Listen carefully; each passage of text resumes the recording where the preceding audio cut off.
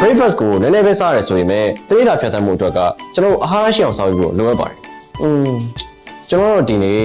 ပဲပြုံးနဲ့ကြက်ဥတိုးစီစားမယ်လို့စဉ်းစားထားတယ်ကျွန်တော်တို့အရင်ဆုံးပေါင်းမိခင်မယ်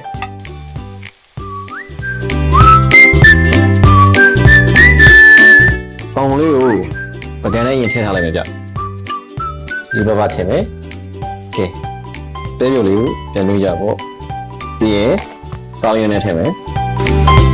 ပဲပြုံးကပြီးကြတဲ့အတိုင်းပရိုတင်းဓာတ်ပြည့်သွားတဲ့အတွက်တကယ်ကိုအာဟာရဖြစ်တယ်လေကဲပဲပြုံးနဲ့ပေါင်းမုံတိုးစလေးတော့ရပြီညကပို့ရဒီကြောက်လေးကျွန်တော်ဒီထဲကိုထည့်စားလိုက်ပါ